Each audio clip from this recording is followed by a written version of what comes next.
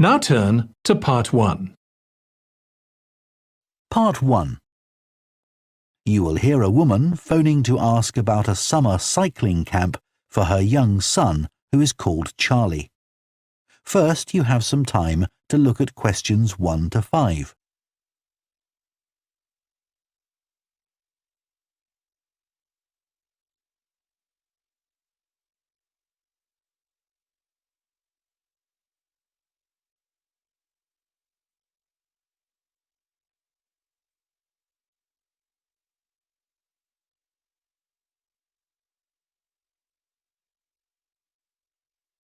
Now listen carefully and answer questions 1 to 5. Hello, Junior Cycle Camp. Jake speaking. Hi, I'm calling for some information about the cycle camp. I'm thinking of sending my son. Great. Well, it's held every weekday morning over the summer vacation, and we focus on basic cycling skills and safety. We have 8 levels for children from 3 years upwards. How old's your son? Charlie? He's 7. He can ride a bike, but he needs a little more training before he's safe to go on the road. He'd probably be best in level 5. They start off practicing on the site here, and we aim to get them riding on the road. But first, they're taken to ride in the park, away from the traffic. Right. And can you tell me a bit about the instructors? Well, all our staff wear different colored shirts. So we have 3 supervisors, and they have red shirts. They support the instructors, and they also stand in for me if I'm not around. Then the instructors themselves are in blue shirts, and one of these is responsible for each class. Okay.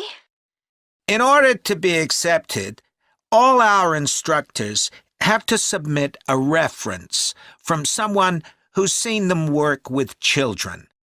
Like if they've worked as a babysitter, for example.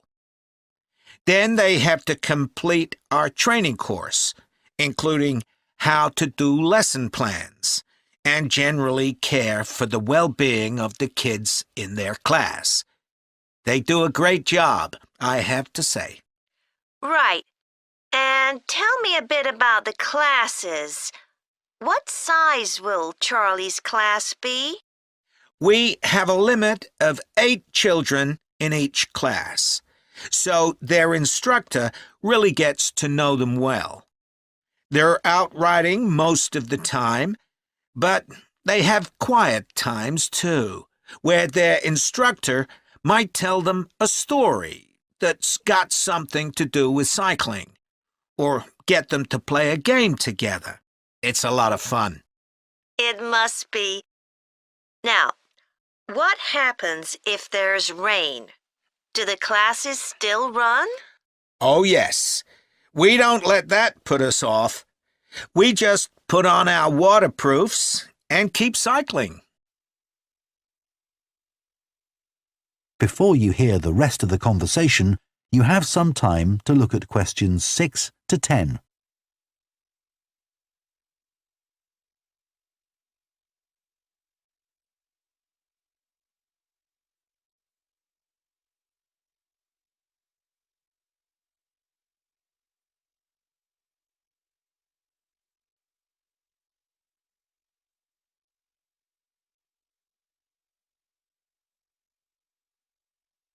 Now listen and answer questions 6 to 10. And is there anything special Charlie should bring along with him? Well, maybe some spare clothes, especially if the weather's not so good. And a snack for break time? How about a drink? No, we'll provide that. And make sure he has shoes, not sandals. Sure. And just at present, Charlie has to take medication every few hours, so I'll make sure he has that. Absolutely. Just give us details of when he has to take it, and we'll make sure he does. Thanks. Now, there are a few things you should know about day 1 of the camp. The classes normally start at 9:30 every morning, but on day 1, you should aim to get Charlie here by 9:20. The finishing time will be 12:30 as usual. We need the additional time because there are a few extra things to do. The most important is that we have a very careful check to make sure that every child's helmet fits properly. If it doesn't fit, we'll try to adjust it, or we'll find him another one. But he must wear it all the time he's on the bike. Of course. Then, after that, all the instructors will be waiting to meet their classes, and they'll meet up in the tent. You can't miss it, and each instructor will take their class away and get started. Okay, well, that all sounds good. Now, can you tell me how much the camp costs a week? $199. We've managed to keep the price more or less the same as last year. It was $190 then. But the places are filling up quite quickly. Right. Okay, well, I'd like to book for the...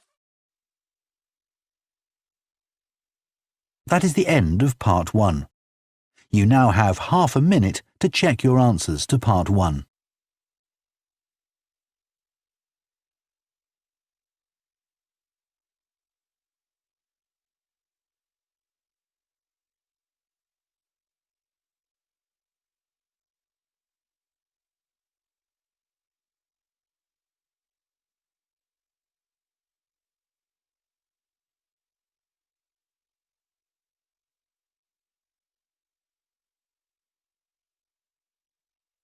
Part 2.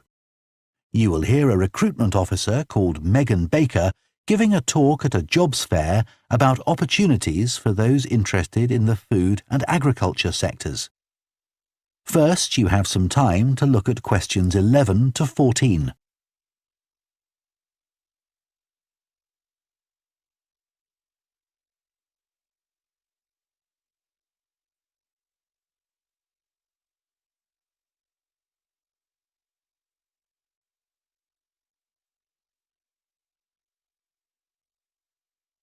Now listen carefully and answer questions 11 to 14. Hello everyone, my name's Megan Baker and I'm a recruitment consultant at AVT Recruitment Specialists.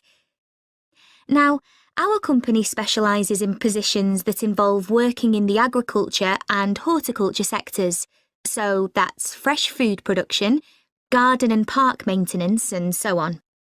And these sectors do provide some very special career opportunities. For a start, they often offer opportunities for those who don't want to be stuck with a 40-hour week, but need to juggle work with other responsibilities, such as childcare. And this is very important for many of our recruits. Some people like working in a rural setting, surrounded by plants and trees instead of buildings, although we can't guarantee that. But there are certainly health benefits, especially in jobs where you're not sitting all day looking at a screen, a big plus for many people. Salaries can sometimes be good too, although there's a lot of variety here. And you may have the opportunity in some types of jobs for travel overseas, although that obviously depends on the job, and not everyone is keen to do it. Of course, working outdoors does have its challenges. It's fine in summer, but can be extremely unpleasant when it's cold and windy. You may need to be pretty fit for some jobs, though with modern technology, that's not as important as it once was. and standards of health and safety are much higher now than they used to be, so there are fewer work-related accidents. But if you like a lively city environment surrounded by lots of people, these jobs are probably not for you. They're often in pretty remote areas. And some people worry about finding a suitable place to live, but in our experience, this usually turns out fine. Before you hear the rest of the talk, you have some time to look at questions 15 to 20.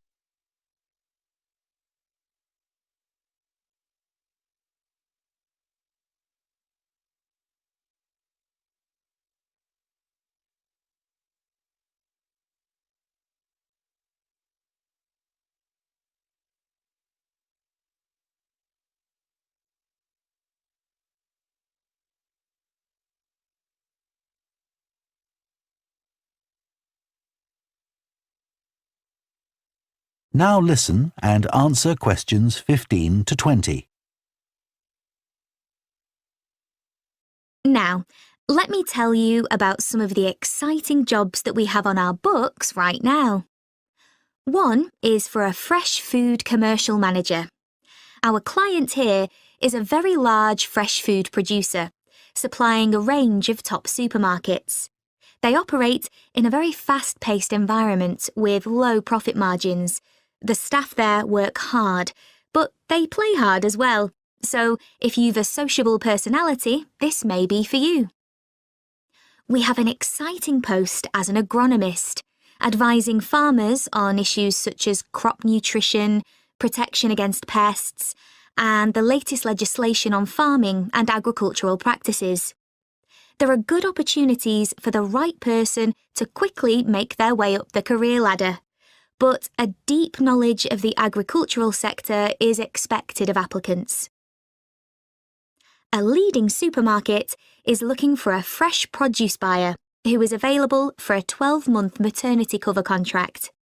You need to have experience in administration, planning and buying in the fresh produce industry, and in return will receive a very competitive salary. We have also received a request for a sales manager for a chain of garden centres. You will be visiting centres in the region to ensure their high levels of customer service are maintained. This post is only suitable for someone who is prepared to live in the region. There is also a vacancy for a tree technician to carry out tree cutting, forestry and conservation work. Candidates must have a clean driving licence and have training in safety procedures. A year's experience would be preferred, but the company might be prepared to consider someone who has just completed an appropriate training course. Finally, we have a position for a farm worker. This will involve a wide range of farm duties, including crop sowing and harvesting, machine maintenance, and animal care. Perks of the job include the possibility of renting a small cottage on the estate and the chance to earn a competitive salary. A driving licence and tractor driving experience are essential. That is the end of Part 2. You now have half a minute to check your answers to Part 2.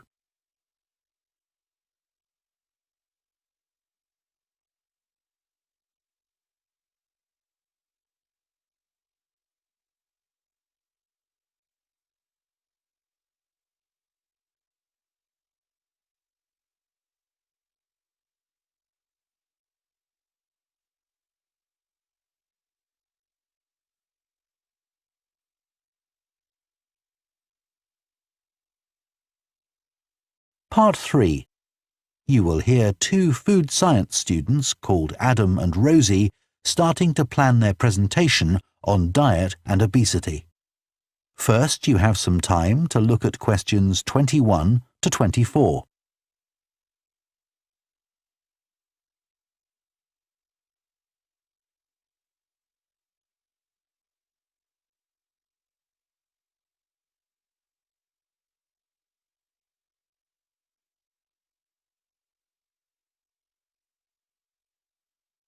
Now listen carefully and answer questions 21 to 24. OK, Rosie, shall we try to get some ideas together for our presentation on diet and obesity? Sure. I can talk about the experiment I did to see if people can tell the difference between real sugar and artificial sweeteners. Where you gave people drinks with either sugar or artificial sweeteners, and they had to say which they thought it was? Yeah, it took me ages to decide exactly how I'd organise it, especially how I could make sure that people didn't know which drink I was giving them. It was hard to keep track of it all, especially as I had so many people doing it. I had to make sure I kept a proper record of what each person had had.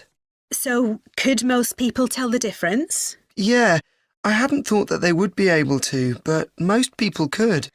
Then there's that experiment I did, measuring the fat content of nuts, to see if the nutritional information given on the packet was accurate. The one where you ground up the nuts and mixed them with a chemical to absorb the fat? Yes. My results were a bit problematic. The fat content for that type of nut seemed much lower than it said on the package. But I reckon the package information was right. I think I should probably have ground up the nuts more than I did. It's possible that the scales for weighing the fat weren't accurate enough too. I'd really like to try the experiment again sometime. Before you hear the rest of the discussion, you have some time to look at questions 25 to 30.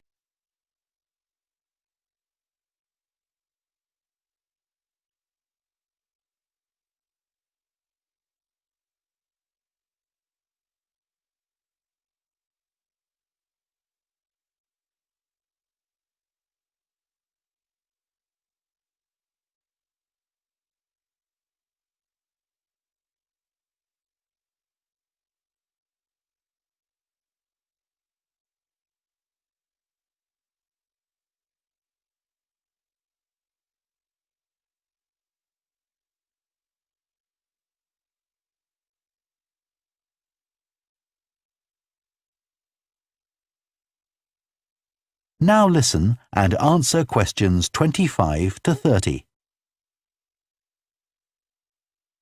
So, what can we say about helping people to lose weight? There's a lot we could say about what restaurants could do to reduce obesity. I read that the items at the start of a menu and the items at the end of a menu are much more likely to be chosen than the items in the middle. So, if you put the low-calorie items at the beginning and end of the menu, people will probably go for the food with fewer calories without even realising what they're doing. I think food manufacturers could do more to encourage healthy eating. How? Well, when manufacturers put calorie counts of a food on the label, they're sometimes really confusing, and I suspect they do it on purpose, because food that's high in calories tastes better, and so they'll sell more. Yeah, so if you look at the amount of calories in a pizza, they'll give you the calories per quarter pizza, and you think, oh, that's not too bad. But who's going to eat a quarter pizza? Exactly. I suppose another approach to this problem is to get people to exercise more. Right.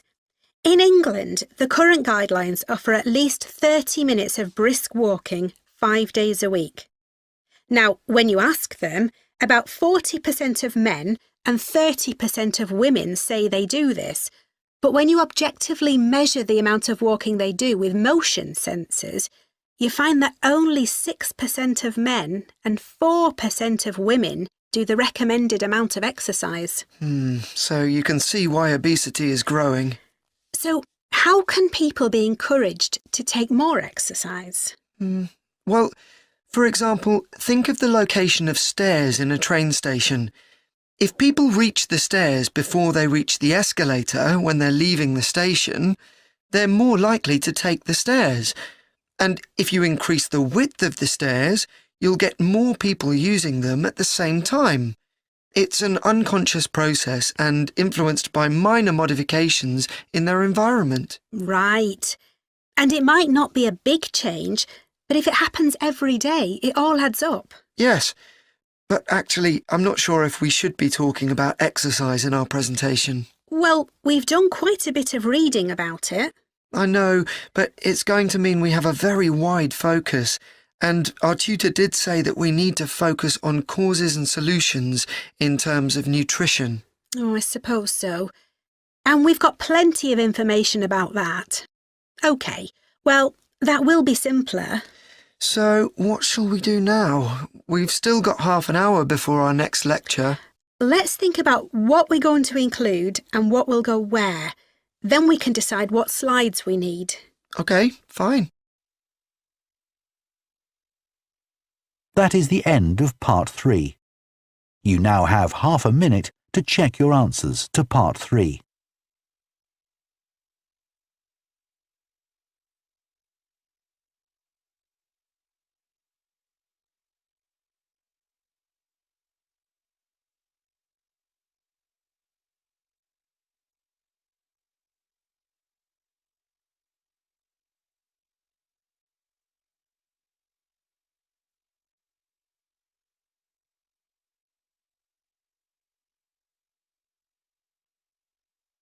Part 4.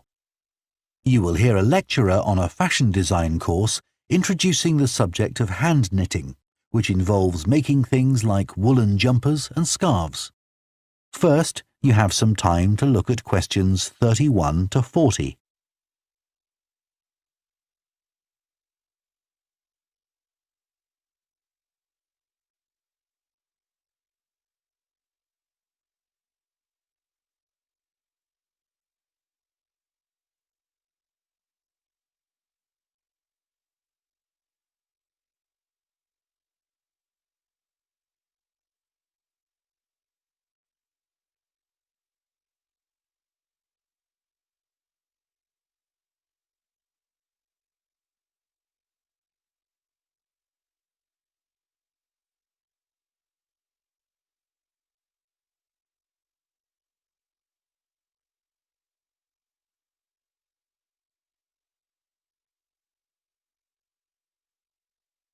Now listen carefully and answer questions 31 to 40. Good morning, everyone.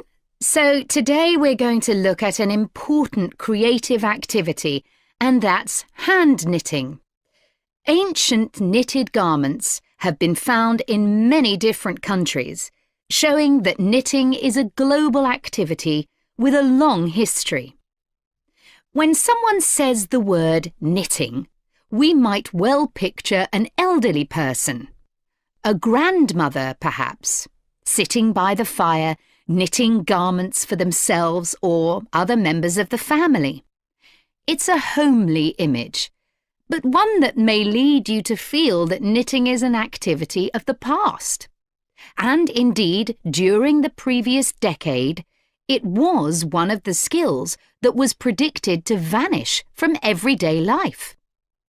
For although humans have sewn and knitted their own clothing for a very long time, many of these craft-based skills went into decline when industrial machines took over, mainly because they were no longer passed down from one generation to another.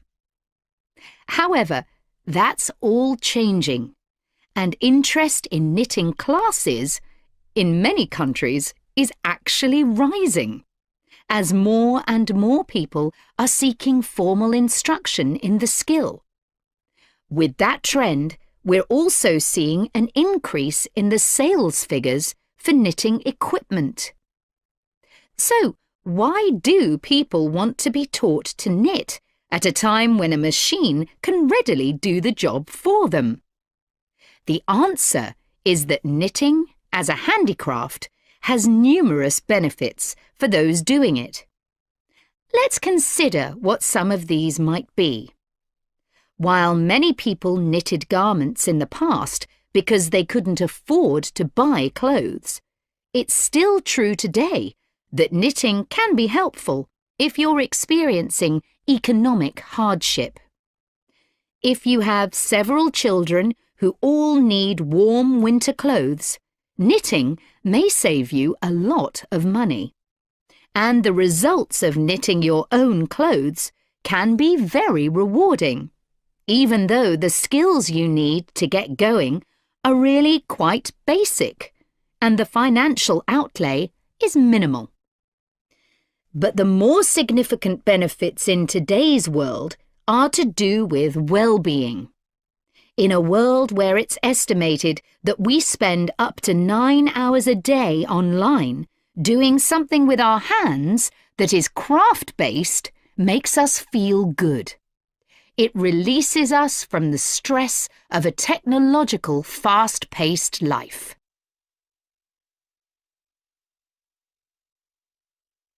Now, let's look back a bit to early knitting activities. In fact, no one really knows when knitting first began. But archaeological remains have disclosed plenty of information for us to think about. One of the interesting things about knitting is that the earliest pieces of clothing that have been found suggest that most of the items produced were round rather than flat.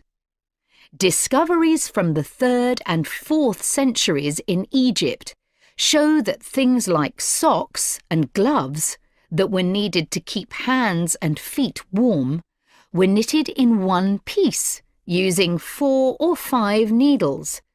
That's very different from most knitting patterns today, which only require 2.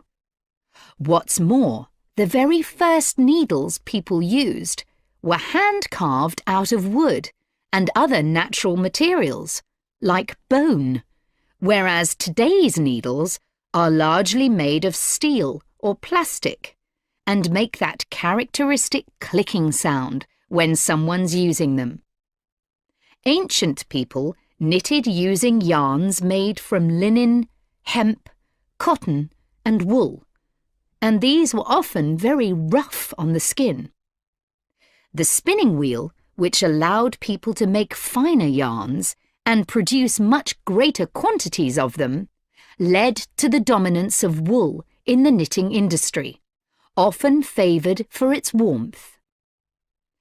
Another interesting fact about knitting is that because it was practised in so many parts of the world, for so many purposes, regional differences in style developed. This visual identity has allowed researchers to match bits of knitted clothing that have been unearthed over time to the region from which the wearer came, or the job that he or she did. As I've mentioned, knitting offered people from poor communities a way of making extra money while doing other tasks. For many centuries, it seems, men, women and children took every opportunity to knit, for example, while watching over sheep, walking to market, or riding in boats. So, let's move on to take... That is the end of Part 4. You now have 1 minute to check your answers to Part 4.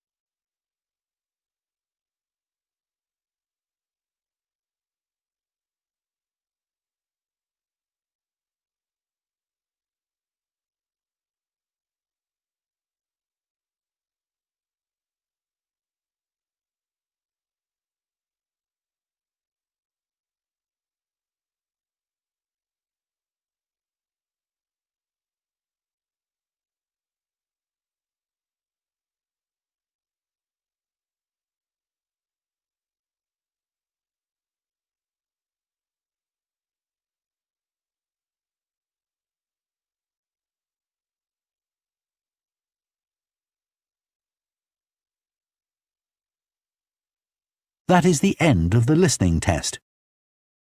In the Ielts test, you would now have 10 minutes to transfer your answers to the answer sheet.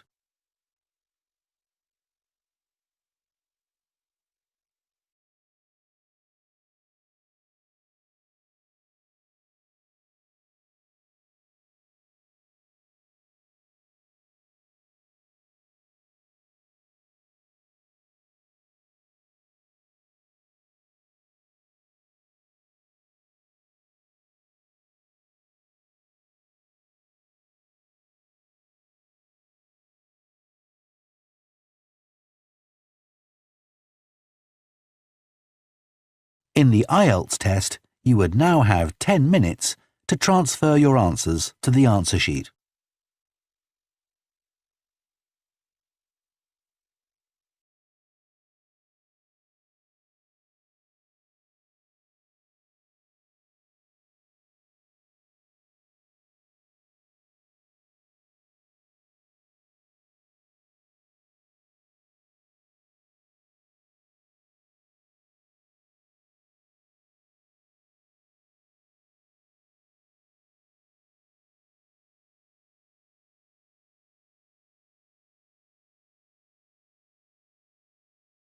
In the Ielts test, you would now have 10 minutes to transfer your answers to the answer sheet.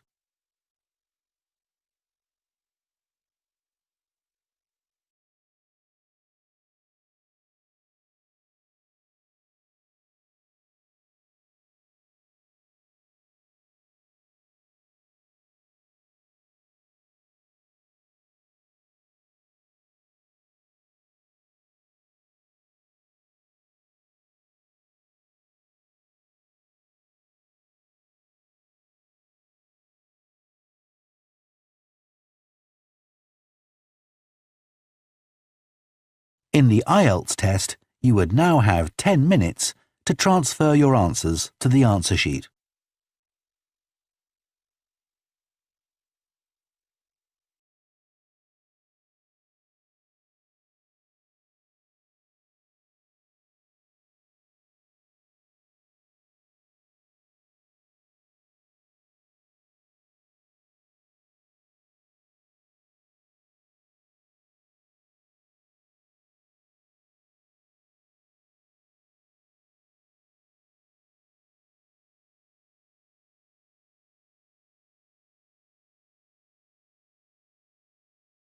In the Ielts test, you would now have 10 minutes to transfer your answers to the answer sheet.